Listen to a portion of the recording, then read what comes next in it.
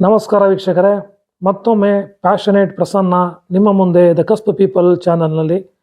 ಇವತ್ತಿನ ಟಾಪಿಕ್ಕು ಹನುಮಾನ್ ಚಾಲಿಸಿನ ಮುಖಾಂತರ ಪ್ರಾಣಶಕ್ತಿಯನ್ನು ಜಾಗೃತ ಮಾಡ್ಕೊಳ್ಳೋದು.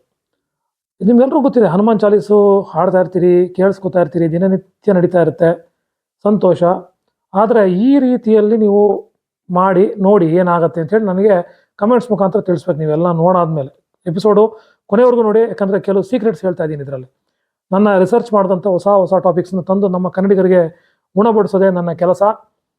ಸೊ ಇವತ್ತು ಹನುಮಾನ್ ಚಾಲೀಸನ್ನು ತರ್ತಾ ಇದ್ದೀನಿ ಟಾಪಿಕ್ಕು. ಯಾಕೆಂದರೆ ಹನುಮಾನ್ ಚಾಲೀಸ್ನಲ್ಲಿ ನಿಮಗೆ ನೋಡಿ, ಮನುಷ್ಯನಿಗೆ ಪ್ರಾಣ ಇಂಪಾರ್ಟೆಂಟ್, ವೈಟಲ್ ಫೋರ್ಸ್ ಅಂತ ಕರಿತೀವಿ. ಪ್ರಾಣ ಉಸಿರಾಟದಲ್ಲಿ ನಮಗೆ ಸಾಮಾನ್ಯವಾಗಿ ಇನ್ಹೇಲ್ ಎಕ್ಸೇಲ್ ಮಾತ್ರ ಗೊತ್ತು. ನಿಮಗೆ ತೊಗೋತೀವಿ ಬಿಡ್ತೀವಿ ಅಂತ ಗೊತ್ತಿದೆ. ಏನೋ ಆಕ್ಸಿಜನ್ ತೊಗೋತೀವಿ, ಬಿಡ್ತಾ ಕಾರ್ಬನ್ ಡೈಆಕ್ಸೈಡ್ ಬಿಡ್ತಾ ಇದೀವಿ ಅಂತ ನಾವು ಓದಿರ್ತೀವಿ ಸ್ಕೂಲ್ಗಳಲ್ಲಿ, ಟೆಕ್ಸ್ಟ್ ಬುಕ್ಕಲ್ಲಿ. ಆದರೆ ನಿಮಗೆ ಕೆಲವು ಸೀಕ್ರೆಟ್ಸ್ ಇದೆ, ಗೊತ್ತಿದೆಯೋ ಅಲ್ವೋ ಗೊತ್ತಿಲ್ಲ. ನಮಗೆ 3 ನಾಡಿ ಇದೆ. ನಿಮಗೆ ನಾಡಿಗಳು ಹೇಳಬೇಕಂದ್ರೆ 72,000 ನಾಡಿ ಇದೆ ಬಾಡಿಯಲ್ಲಿ. ಅಂದರೆ ಪ್ರಾಣಶಕ್ತಿಗೆ, ನಮಗೆ ಆತ್ಮಕ್ಕೆ ಕನೆಕ್ಟ್ ಆಗಿರುವಂಥದ್ದು. ಪ್ರಾಣ ಇದ್ದರೆ ಮಾತ್ರ ನಮಗೆ ವ್ಯಾಲ್ಯೂ, ಇಲ್ಲ ಅಂದರೆ ನಾವು, ನಿಮಗೆ ಗೊತ್ತಿದೆ, ಪ್ರಾಣ ಇದ್ದರೆ ಮಾತ್ರ ಶಿವ ಅಂತಾರೆ, ಆಮೇಲೆ ಶವ ಆಗ್ತೀವಿ. ಸೊ ಪ್ರಾಣ ಭಾಳ ಇಂಪಾರ್ಟೆಂಟು. ಆ ಚೈತನ್ಯಕ್ಕೆ ಶಕ್ತಿ ತುಂಬುವಂಥ ಒಂದು ಈ ನಾಡಿಗಳ ಕನೆಕ್ಷನ್ ಇದೆಯಲ್ಲ, ವೈರಿಂಗ್ ಕನೆಕ್ಷನ್ಸು ಭಾಳ ಇಂಪಾರ್ಟೆಂಟು. ಹೆಂಗೆ ಅಂದರೆ ಬ್ರೈನ್ ಮುಖಾಂತರ ಎಲ್ಲ ಅಂಗಗಳಿಗೂ ಕನೆಕ್ಟ್ ಆಗಿದ್ದಾವೆ 72,000 ನಾಡಿಗಳು. ಸೊ ಒಬ್ಬ ಮನುಷ್ಯ ತನ್ನ ಒಂದು ಬ್ರೈನನ್ನು, ಲೆಫ್ಟ್ ಟು ರೈಟ್ 2 ಬ್ರೈನ್ ಇದೆ ನಮಗೆ. 2 ಬ್ರೈನನ್ನು ನಾವು ಸಿಮೆಟ್ರಿಕಲ್ ಆಗಿ, ಈಕ್ವಲ್ ಆಗಿ, ಎರಡನ್ನೂ ಮಾತುಕತೆ ಮುಖಾಂತರ ಅವೆರಡನ್ನೂ ಕನೆಕ್ಟ್ ಮಾಡಿಕೊಂಡು ಯೂಸ್ ಯಾರು ಮಾಡ್ತಾರೋ ಅವರು ಶ್ರೇಷ್ಠ ಅಂತ ಅರ್ಥ ಈ ಭೂಮಿಯಲ್ಲಿ. ಅವರೆಲ್ಲ ವೆಲ್ ಪರ್ಫಾರ್ಮರ್ಸ್, ಅಚೀವರ್ಸ್ ಅಂತ ಯಾರು ಕರೀತಾರಲ್ಲ, ಅವರೆಲ್ಲರೂ ಕೂಡ 2 ಬ್ರೈನನ್ನು ರಿಯಲ್ಲಾಗಿ ಯೂಸ್ ಮಾಡ್ತಾ ಇರ್ತಾರೆ ಅಂತ ಅರ್ಥ.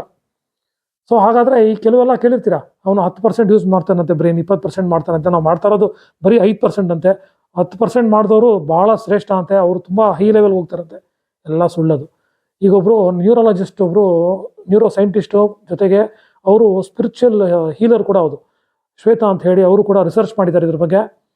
ನಿಮಗೆ ನಾನು ಇದನ್ನು ಸಿಂಪಲ್ಲಾಗಿ ಹನುಮಾನ್ ಚಾಲೀಸದ ಮುಖಾಂತರ ಹೇಳಿಕೊಟ್ಟಿದ್ದೀನಿ. ನಮ್ಮ ಒಂದು ವ್ಯವಸ್ಥೆ ಏನಿದೆ, ಉಸಿರಾಟದ ವ್ಯವಸ್ಥೆನ ಯಾವ ರೀತಿ ನಾವು ಯೂಸ್ ಮಾಡ್ಕೋಬೇಕು ಅನ್ನೋದೇ ಇವತ್ತಿನ ಸಂಚಿಕೆ. ಸೊ ನಮಗೆ 2 ನಾಡಿ ಇದೆ, ಪ್ರಮುಖವಾಗಿ 72,000 ನಾಡಿಯಲ್ಲಿ 3 ಇಂಪಾರ್ಟೆಂಟ್. ಅದರಲ್ಲೂ 3. ಒಂದು ಇಡ, ಇನ್ನೊಂದು ಪಿಂಗಳ, ಇನ್ನೊಂದು ಸುಷುಮ್ನ ಅಂತ. ಇಡ ಅಂತಂದರೆ ಭಾಳ ಸಿಂಪಲ್ಲು. ನಿಮಗೆ ಎಡಗಡೆಯಿಂದ ಉಸಿರಾಟ ಆಗ್ತಾ ಇದೆಯಲ್ಲ, ನಾಸ್ಟ್ರಿಲ್ಲು ಕನೆಕ್ಟ್ ಆಗಿದೆಯಲ್ಲ, ಅದು ಬಂದು ಇಡ ಅಂತ, ಇದು ಇಡ ನಾಡಿ ಅಂತ ಕರೀತಾರೆ. ಅದೇ ನಮಗೆ ಬಲಗಡೆಯಿಂದ ಬರುವಂಥ ಒಂದು ಉಸಿರಾಟದ ವ್ಯವಸ್ಥೆಗೆ, ಬಲಗಡೆ ನಾಸ್ಟ್ರಿಲ್, ಈ ಹೊಳ್ಳೆಯಿಂದ ಆಡುವಂಥ ಉಸಿರಾಟಕ್ಕೆ ಪಿಂಗಳ ಅಂತ ಕರೀತಾರೆ. ಅಂದರೆ ಇಡ ಬಂದು ಚಂದ್ರ, ಪಿಂಗಳ ಬಂದು ಸೂರ್ಯನಿಗೆ ಸಂಕೇತ.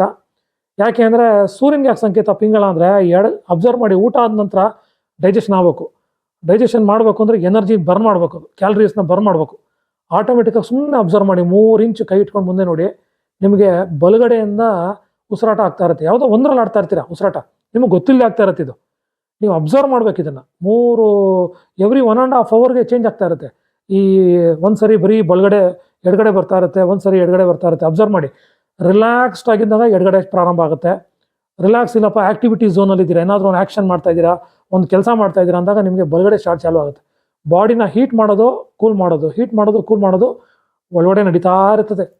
ನೋಡಿ, ನಮ್ಮ ಹೆಂಗಿದೆ ಮೆಕ್ಯಾನಿಸಮು, 97 ಡಿಗ್ರಿ ಫ್ಯಾರನ್ಹೀಟ್ ನಮ್ಮ ಬಾಡಿ ಟೆಂಪರೇಚರ್ ನಾರ್ಮಲ್ಲಾಗಿ ಕಂಟಿನ್ಯೂ ಆಗಿರುತ್ತೆ. ಏನಾದರೂ 2 ಡಿಗ್ರಿ 2 ಡಿಗ್ರಿ ಫ್ಯಾರನ್ಹೀಟಲ್ಲಿ ಏನಾದರೂ ರೈಸ್ ಆಗ್ಬಿಟ್ಟು 100 ಟಚ್ ಆಗೋದ್ರೆ ನಿಮ್ಗೆ ಗೊತ್ತು, ಪ್ಯಾರಾಸಿಟಮಾಲ್ ತಿನ್ನಲೇಬೇಕು, ಕಂಟ್ರೋಲ್ ತರಲೇಬೇಕು ಅಲ್ವಾ. ಎಷ್ಟು ಸೂಕ್ಷ್ಮ ಇದೆ ನೋಡಿ. 2 ಡಿಗ್ರಿನ ಹಿಂಗೆ ಆಟ ಆಡ್ತಾ ಇದೆ ನಮ್ಮ ಬಾಡಿ, ನಮ್ಮ ನಾಸ್ಟ್ರಿಲ್, ನಮ್ಮ ಉಸಿರಾಟದ ಮುಖಾಂತರ ನಾವು ಮಾಡ್ತಾ ಇದ್ದೀವಿ. ನಮಗೆ ಗೊತ್ತೇ ಇಲ್ಲ ಇದು ವಿಚಾರ. ನಮಗೇನು ಹೇಳ್ಕೊಟ್ಟಿದ್ದಾರೆ, ಉಸಿರು ತೊಗೋತೀವಿ, ಕಾರ್ಬನ್ ಡೈಆಕ್ಸೈಡ್ ಬಿಡ್ತೀವಿ, ಆಕ್ಸಿಜನ್ ತೊಗೋತೀವಿ, ಇಷ್ಟನ್ನೇ ಹೇಳ್ಕೊಟ್ಟಿದ್ದಾರೆ ಸ್ಕೂಲ್ಗಳಲ್ಲಿ. ಇಡ ಪಿಂಗಳ ಅನ್ನೋದು ನಮ್ಮ ಯೋಗಿಕ್ ಸೈನ್ಸಸ್ಸಲ್ಲಿ ಭಾಳ ಉಲ್ಲೇಖ ಇದೆ, ಎಲ್ಲ ಕಡೆ ನಮ್ಮ ರಾಜಯೋಗದಲ್ಲೂ ಇದೆ. ಸೊ ನೋಡಿ, ಈಗ ಇನ್ನೊಂದು ಸಿಂಪಲಾಗಿ ಹೇಳ್ತೀನಿ. ಇಡ ನಾಡಿ ಇದೆಯಲ್ಲ, ಇದು ಒಂದು ಚಂದ್ರನ ಸಂಕೇತ ಅಂತ ಹೇಳಿದೆ. ಯಾವಾಗ ಯೂಸ್ ಮಾಡ್ತೀವಿ ಇದನ್ನು ಅಂತಂದಾಗ ಅಬ್ಸರ್ವ್ ಮಾಡಿ, ನೀವು ರಿಲ್ಯಾಕ್ಸ್ ಮಾಡಲಿದ್ದಾಗ ಮಾತ್ರ ಯೂಸ್ ಮಾಡ್ತೀವಿ. ಸೊ ಪಿಂಗಳ ಬಂದು ಆಟೋಮೆಟಿಕ್ಕಾಗಿ ನಿಮ್ಗೆ ಎನರ್ಜಿ, ಕ್ಯಾಲರಿ ಬರ್ನಾಗಿ ಯೂಸ್ ಆಗ್ತಾ ಇದೆ, ಅರ್ಥ ಆಯ್ತಲ್ಲ. ಆದರೆ ಇದೆರಡಕ್ಕೂ ಮಧ್ಯದಲ್ಲಿ ಇನ್ನೊಂದಿದೆ ನಾಡಿ, ಸುಷುಮ್ನ ನಾಡಿ ಅಂತ. ಅದನ್ನು ಯಾರಾದರೂ ಜಾಗೃತಗೊಳಿಸ್ಕೊಂಡ್ರೆ, ಅದು ಯಾವಾಗ ಆಗುತ್ತೆ ಜಾಗೃತ ಅಂದರೆ ಮೆಡಿಟೇಷನ್ ಹೋದಾಗ ಮಾತ್ರ. ಸೊ ಅದ್ರ ಬಗ್ಗೆ ನಾನು ಡೀಟೇಲ್ ಆಗಿ ನಿಮಗೆ ಆಲ್ಫಾ ಟೀಟಾ ಗಾಮಾ ಅಂತ ಹೇಳ್ಬಿಟ್ಟು ವೇವ್ಸ್ ಇದ್ದಾವೆ, ಅದ್ರ ಬಗ್ಗೆ ಎಕ್ಸ್ಪ್ಲೇನ್ ಮಾಡ್ತೀನಿ ನೆಕ್ಸ್ಟ್ ಎಪಿಸೋಡಲ್ಲಿ. ಈಗ ನೀವು ಇದನ್ನು ತಿಳ್ಕೊಳ್ಳಿ. ಸಾಮಾನ್ಯವಾಗಿ ಸುಷುಮ್ನ ಎಲ್ಲಿ ಇರುತ್ತೆ, ಯಾವಾಗ ನಾವು ನೋಡ್ಬೋದು ಸುಷುಮ್ನ ಅಬ್ಸರ್ವ್ ಮಾಡಬೇಕು ಅಂದಾಗ, ಎಲ್ಲಿ ಅಬ್ಸರ್ವ್ ಮಾಡಬೇಕು ಅಂತಂದಾಗ ನಮಗೆ ಅನ್ಹೇಲ್ ಮಾಡ್ತೀವಿ within matter of 1 or 2 seconds convert ಆಗಿ ಯೂಟರ್ನ್ ವಾಪಸ್ ಬರುತ್ತೆ. ರೇಚಕ ಪೂರಕ ಆಯಿತು, ರೇಚಕ ಆಗುತ್ತೆ. ಆ ಪೂರಕಗೂ ರೇಚಕಗೂ ಅಂದರೆ ಇನ್ಹೇಲ್ಗೂ ಎಕ್ಸೇಲ್ಗೂ ಮಧ್ಯ ಒಂದು ಸಾಮಾನ್ಯ 1 ಸೆಕೆಂಡ್ 2 ಸೆಕೆಂಡ್ ಗ್ಯಾಪ್ ಇದೆ, ಟರ್ನ್ ಆಗುತ್ತೆ ಯೂಟರ್ನ್. ಇನ್ಹೇಲ್ ಮಾಡಿರ್ತೀವಿ, ಎಕ್ಸೇಲ್ ಮಾಡ್ತೀವಲ್ಲ, ಆ ಒಂದು ಯೂಟರ್ನ್ ಆಗುತ್ತಲ್ಲ, ಆ ಟರ್ನನ್ನು ನಿಲ್ಲಿಸ್ಕೊಳ್ಳಿ. ಅದನ್ನು ಕುಂಭಕ ಅಂತ ಕರೀತಾರೆ. ಅಬ್ಸರ್ವ್ ಮಾಡಿ ಅದನ್ನು. ಆ ಕುಂಭಕ ಅಂತ ಏನು ಕರೀತಾರೆ, ಅದನ್ನು ಹೋಲ್ಡ್ ಮಾಡೋದು, ಬ್ರೆತ್ನ ಹೋಲ್ಡ್ ಮಾಡೋದು. ನಾರ್ಮಲ್ಲಾಗಿ ಮನುಷ್ಯನಿಗೆ ಒಂದು 40 ಸೆಕೆಂಡ್ ಮಾಡ್ತಾರಂತಪ್ಪ, ಯಾರೋ ಸಾಧಕರು ಮಾಡ್ತಾರೆ, ನಾವು ಮಾಡೋಕ್ಕಾಗಲ್ಲ. ಮಾಡಿದ್ರೆ ಸಂತೋಷ, ಬಟ್ ಫೋರ್ಸ್ಬಲ್ಲ ಯಾವುದು ಮಾಡೋಕ್ಕೆ ಹೋಗ್ಬೇಡಿ. ಸಾಮಾನ್ಯವಾಗಿ 4 ಸೆಕೆಂಡ್ ಮಾಡಬಹುದು ಅಂತ ಇದೆ. ಸೊ 4 ಸೆಕೆಂಡ್ ನಾವು ಹೋಲ್ಡ್ ಮಾಡ್ಬೋದು, ಬ್ರೆತ್ತನ್ನು ತೊಗೊಂಡ್ವಿ, ನಿಲ್ಲಿಸ್ಕೊಂಡಾಗ ಏನು ಮಾಡಬೇಕು, ನಮ್ಮ ಒಂದು ಅಫರ್ಮೇಷನ್ಸ್ ಸಂಕಲ್ಪ ಏನಿದೆ ಅದನ್ನು ಹೇಳ್ಕೋಬೇಕಲ್ಲ. ಅದು gateway to the universe ಅಂತ ಕರೀತಾರೆ. ಅಂದರೆ ವೈಕುಂಠದ ಬಾಗಿಲು ಅಂತ ಕರಿಬೋದು, ಅಥವಾ ನಿಮ್ಮ ಸಬ್ಕಾನ್ಷಿಯಸ್ ಬ್ರೈನನ್ನು ಟ್ಯಾಪ್ ಮಾಡುವಂಥ ಒಂದು ಜಾಗ ಅದು. ಆ ಒಂದು 4 ಸೆಕೆಂಡ್ ಹೋಲ್ಡ್ ಮಾಡ್ತಿರಲ್ಲ, ಇನ್ಹೇಲ್ ಮಾಡ್ತೀರಾ, ಉಸಿರನ್ನ ಹಿಡ್ಕೋತಿರಲ್ಲ, ಹಿಡ್ಕೊಂಡು 4 ಸೆಕೆಂಡ್ ಅಬ್ಸರ್ವ್ ಮಾಡಿ ನಿಮ್ಮ ಮೈಂಡ್ ಏನು ಓಡ್ತಾ ಇದೆ ಅಂತ. ಅದೇ ಹೋಗಿ ನಿಮ್ಮ ಮೈಂಡಲ್ಲಿ ರಿಜಿಸ್ಟರ್ ಆಗೋದಂತೆ. ಎಲ್ಲಿ ರಿಜಿಸ್ಟರ್ ಆಗುತ್ತೆ ಅದು ಅಂದಾಗ ಪ್ರೀ ಫ್ರಂಟಲ್ ಕಾರ್ಟೆಕ್ಸಲ್ಲಿ ರಿಜಿಸ್ಟರ್ ಆಗುತ್ತೆ. ಸಬ್ಕಾನ್ಷಿಯಸ್ ಬ್ರೈನನ್ನು ನಾವು ಆ್ಯಕ್ಟಿವೇಟ್ ಮಾಡ್ತಾ ಇದೀವಿ ಈಗ. ಸೊ ಅದೇ ರೀತಿ ಬಿಡ್ತೀವಲ್ಲ ಉಸಿರನ್ನ, ಹೋಲ್ಡ್ ಮಾಡಿದ್ಮೇಲೆ ಬಿಡಬೇಕು. ರೇಚಕ ಆಯ್ತು. ಈಗ ಪೂರಕ ಮಾಡಿ ಹೋಲ್ಡ್ ಮಾಡಿದ್ವಿ, ರೇಚಕ ಆಯಿತು. ರೇಚಕ ಅಂದಾಗ ಸಂಪೂರ್ಣ ಲಂಗ್ಸಲ್ಲಿರುವಂಥ ಏರೆಲ್ಲ ಎಂಟಿ ಆದಮೇಲೆ ಇನ್ನೊಂದು 4 ಸೆಕೆಂಡ್ ಗ್ಯಾಪ್ ಕೊಡಿ. ಉಸಿರು ತೊಗೊಳಕ್ಕೆ ಮುಂಚೆ ಇನ್ನೊಂದು ಗ್ಯಾಪ್, ಕುಂಭಕ. ಆ ಕುಂಭಕ ಮತ್ತೆ ಮಾಡಿದಾಗ 4 ಸೆಕೆಂಡು, ಮೇಲ್ಗಡೆ ಇನ್ಹೇಲ್ ಮಾಡಿದಾಗ 4 ಸೆಕೆಂಡು, ಎಕ್ಸೇಲ್ ಮಾಡಿದಾಗ 4 ಸೆಕೆಂಡು ಏನಿದೆಯಲ್ಲ ಅದನ್ನು ಅಬ್ಸರ್ವ್ ಮಾಡ್ಕೊಳ್ಳಿ. ಅಲ್ಲಿ ಏನಾದರೂ ನೀವು ಸಂಕಲ್ಪ ಮಾಡ್ತು ಅಂದರೆ ನಿಮಗೆ ರಿಯಾಲಿಟಿ ಆಗಿ ನಿಮಗೆ ಅದು ಬರುತ್ತೆ ಅಂತ ಹೇಳ್ತಾರೆ. ಅದನ್ನು ಯಾವ ಥರ ಸಂಕಲ್ಪ ಮಾಡ್ಕೋಬೇಕು ಅಂದರೆ, ಅದು ಕೆಲಸ ಆಗೋಗಿದೆ, ಭವಿಷ್ಯತ್ ಕಾಲದಲ್ಲಿ ಥಿಂಕ್ ಮಾಡಬೇಕು. ಎಕ್ಸಾಂಪಲು, ನನಗೆ ಮನೆ ಕಟ್ಟಬೇಕು ಅಂತ ಒಂದು ಕನಸಿದೆ ಅಂತ ಅಂದ್ಕೊಳ್ಳಿ. ಸೊ ಮನೆ ಕಟ್ಟಿಬಿಟ್ಟಿದ್ದೀನಿ, ಆಲ್ರೆಡಿ ಗೃಹಪ್ರವೇಶ ಮಾಡ್ತಾ ಇದ್ದೀನಿ ಅಂತ ಒಂದು ಫೀಲ್ ಬರಬೇಕು ಆ 4 ಸೆಕೆಂಡಲ್ಲಿ. ಆವಾಗ ಮಾತ್ರ ನಮಗೆ ಸಬ್ಕಾನ್ಷಿಯಸ್ ಮೈಂಡು ಟ್ಯಾಪ್ ಆಗ್ತದೆ, ನಾವು ಜಾಗೃತ ಮಾಡುತ್ತೆ. ಸೊ ಮೈಂಡ್ಗೆ ನಿಜವಾಗ್ಲೂ ಗೊತ್ತಿಲ್ಲ. ಒಂದು ಎಕ್ಸಾಂಪಲ್ ಹೇಳ್ತೀನಿ ನೋಡಿ. ಕಣ್ಣು ಮುಚ್ಕೊಂಡು ನಾವು ಸುಮ್ಮನೆ ಒಂದು ಅನುಭವಿಸಿ. ಯಾರಾದರೂ ನಿಂಬೆ ಹಣ್ಣನ್ನು ತೊಗೊಂಡು ನಾಲ್ಗೆ ಮೇಲೆ ಒಂದು 3 ಡ್ರಾಪ್ ನಿಂಬೆ ಹಣ್ಣನ್ನು ಬಿಟ್ಟಾಗ ಏನಾಗುತ್ತೆ ಅಂತ ಥಿಂಕ್ ಮಾಡಿ. ಆ ನಿಂಬೆಹಣ್ಣು ಫ್ಲೇವರ್ ನೆನೆಸ್ಕೊಳ್ತಿದ್ದಂಗೆ ಬಾಯಲ್ಲಿ ನೀರು ಬರುತ್ತೆ ನೋಡಿ. ಅಂದರೆ ಮೈಂಡಿಗೆ ಗೊತ್ತಿಲ್ಲ ನಿಂಬೆಹಣ್ಣು ಇದೆಯೋ ಅಲ್ವೋ ಅಂತ ಗೊತ್ತಿಲ್ಲ ರಿಯಲ್ ಆಗಿ, ಆದರೆ ಬಾಯಲ್ಲಿ ನೀರು ಬರ್ತಾ ಇದೆ ನಮಗೆ. ಅಂದರೆ ನಮ್ಮ ಮೈಂಡಿಗೆ ನಾವು ಏನು ಯೋಚನೆ ಮಾಡ್ತೀವೋ ಅಲ್ಲಿ ಹೊಟ್ಟೋಗುತ್ತದೆ ಎನರ್ಜಿ. ಹಾಗಿದ್ದಾಗ ನಾವು ಯಾಕೆ ಇದನ್ನು ಹನುಮಾನ್ ಚಾಲೀಸಗೆ ಯೂಸ್ ಮಾಡಬಾರ್ದು ಅಂತ ಹೇಳಿ ನಾನು ಒಂದು ಸಿಂಪಲ್ ಎಕ್ಸ್ಪರಿಮೆಂಟನ್ನು ಸೊ ಎಕ್ಸ್ಪರಿಮೆಂಟು ಯಾವ ರೀತಿ ಇದೆ ಅಂತಂದರೆ, 4 ಸೆಕೆಂಡಲ್ಲಿ ಒಂದೊಂದು ಲೈನ್ ಹನುಮಾನ್ ಚಾಲೀಸು. 4 ಸೆಕೆಂಡಲ್ಲಿ ಒಂದು ಲೈನು. ಪ್ರಥಮವಾಗಿ ನಾನು ಕೈ ಹೀಗೆ ಮಾಡ್ತೀನಿ, ಇನ್ಹೇಲ್ ಅಂತ, ಹೀಗೆ ಮಾಡ್ತೀನಿ ಹೋಲ್ಡ್ ಅಂತ, ಹೀಗೆ ಮಾಡ್ತೀನಿ ಎಕ್ಸೇಲ್ ಅಂತ, ಮತ್ತೆ ಹೀಗೆ ಮಾಡ್ತೀನಿ ಹೋಲ್ಡ್ ಅಂತ.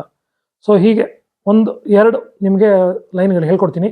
ಇದನ್ನು ನೀವು 7 ಸಾರಿ ಆದರೂ ಆಯಿತು, ಅಂದರೆ ಹನುಮಾನ್ ಚಾಲೀಸ್ 7 ಸರಿ ಆದರೂ ಆಯಿತು, ಅಥವಾ 1 ಸರಿ ಆದರೂ ಆಯಿತು, ಅಥವಾ 11 ಸರಿ ಆದರೂ ಆಯಿತು, 11 ದಿನ ಆದರೂ ಆಯಿತು. ಈ ಥರ 7 ದಿನ, 11 ದಿನ, 41 ದಿನ ಈ ಥರ ಮಾಡಿಕೊಂಡ್ರೆ ನೀವು ಅಂದ್ಕೊಂಡಿದ್ದ ಸಂಕಲ್ಪ ಏನಿದೆಯಲ್ಲ ನಿಮಗೆ ಭಾಳ ಬೇಗ ಒಲಿಯುತ್ತೆ ಅಂತ ಹೇಳ್ತಾ, ಇದರ ಸೀಕ್ರೆಟು ಹೆಂಗೆ ವರ್ಕ್ ಆಗುತ್ತೆ ಅನ್ನೋದಕ್ಕೆ ನೆಕ್ಸ್ಟ್ ಎಪಿಸೋಡ್ ಹೇಳ್ತೀನಿ. ಯಾಕಂದರೆ ತುಂಬ ಲೆಂತಿ ಆಗಿಬಿಟ್ರೆ ನಿಮಗೂ ಬೋರು, ಏನಪ್ಪ ಇಷ್ಟು ಮಾತಾಡ್ತಾರೆ ಇವರು ಅಂತ ಹೇಳ್ಬಿಟ್ಟು.